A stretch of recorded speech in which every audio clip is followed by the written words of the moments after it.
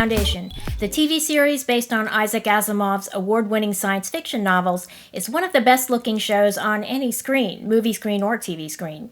Adapted by showrunner David S. Goyer, who also co-wrote Christopher Nolan's Batman trilogy of films, Foundation tells about the fall of the Galactic Empire. And it was bound to happen. Trillions of people labor to support the selfish luxuries of a privileged class. The emperors are no longer regular human beings, but are cloned from the genes of Cleon I, with 3 of his clones placed in service to rule as co-emperors, Brother Dawn, Brother Day, and Brother Dusk. This is called the genetic dynasty, which is not in the books. Now, the books mention the emperors just briefly, but in the TV show, the emperor storyline is front and center. So the TV show is quite unlike the books, and that's kind of what threw me off during my first watch of this series, especially Season 1. But I recently rewatched Season 1, putting aside my assumptions, and came away more impressed than ever. Now, spoiler warning, this review contains TV show and book spoilers, but there are some things I won't talk about to avoid spoiling all of the surprises. The Empire has become stagnant. One man emerges who has the courage and ingenuity to speak truth to power. Harry Seldon, a mathematician. He's developed a discipline called Psychohistory, which uses mathematics to predict humanity's future.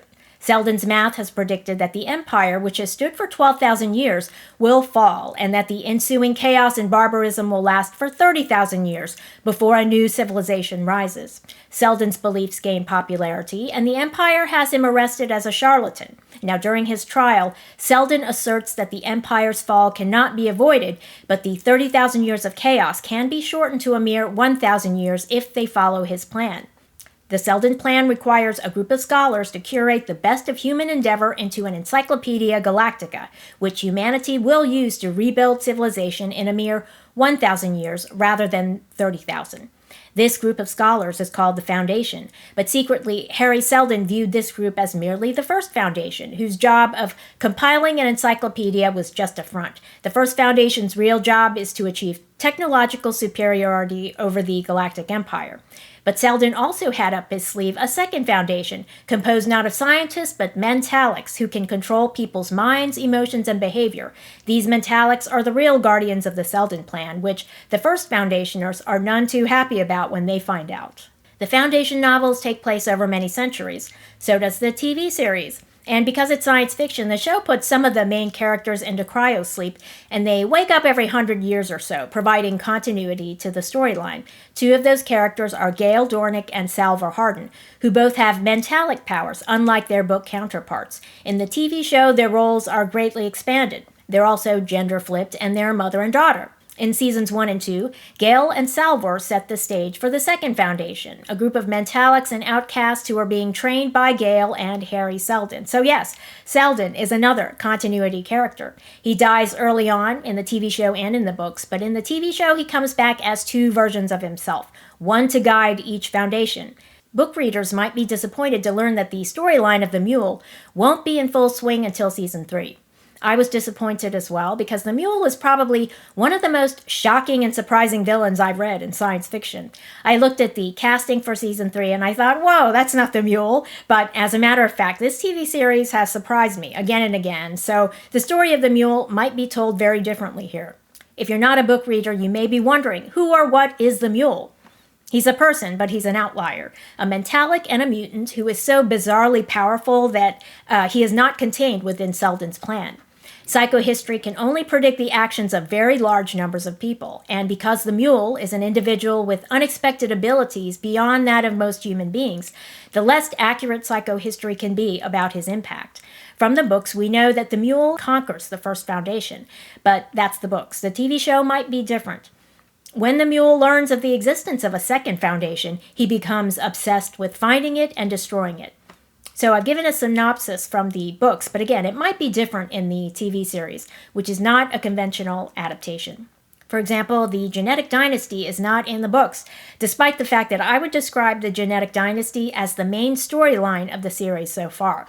The cloned emperors are brutal and callous, yes, but they're sympathetic at times. In season 1, for example, the Empire clashes with one of the galaxy's great religions, Luminism.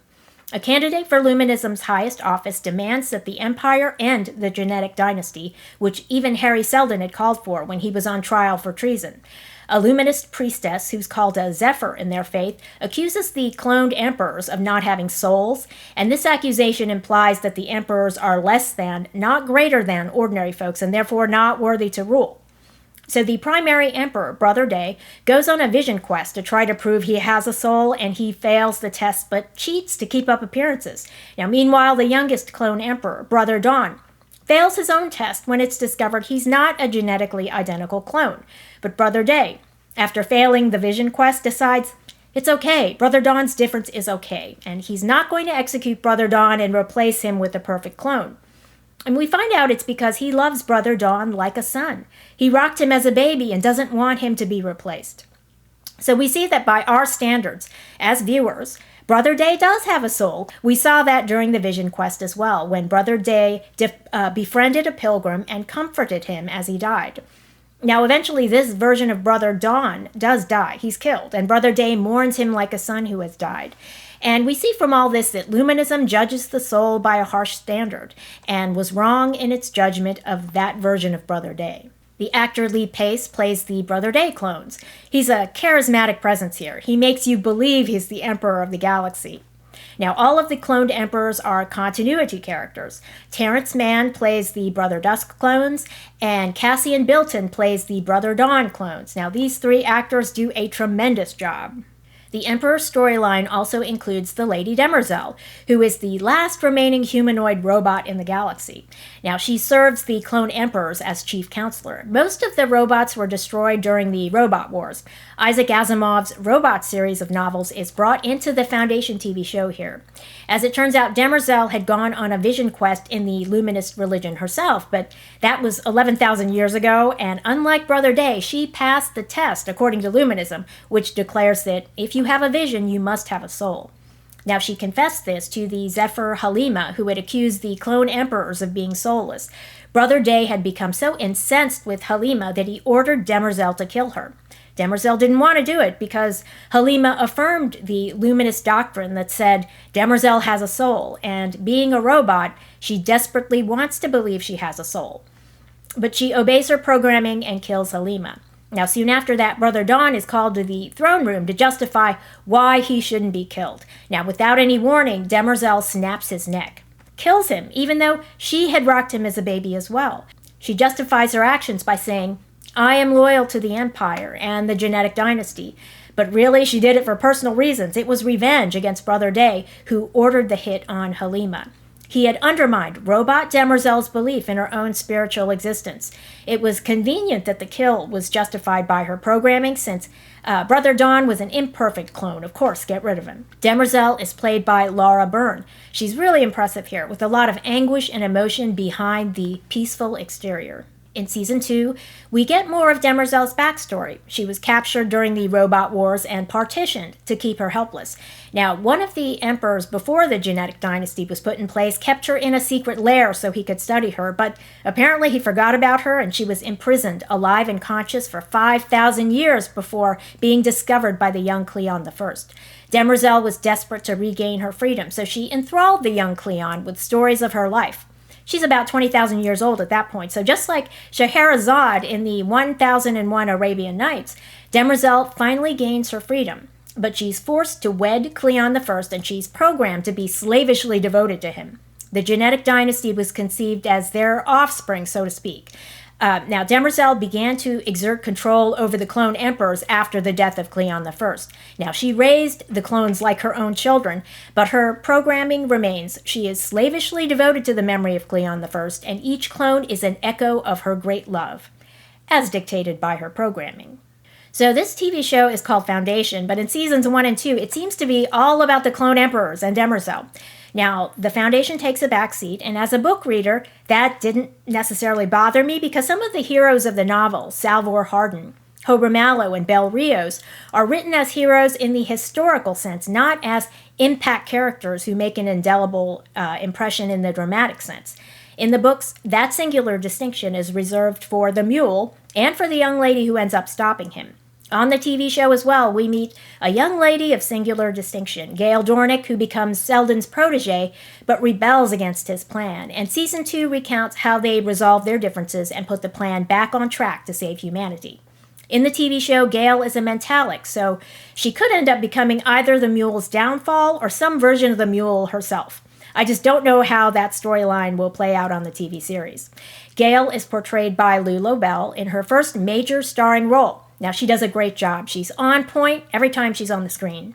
Harry Seldon is played by Jared Harris, who was Professor Moriarty a couple of years back. Now, Jared Harris brings that British acting firepower. I don't know how many more seasons will be greenlighted. Apparently, the show is costly to produce, filmed on multiple continents, and you can tell the production design is off the charts beautiful.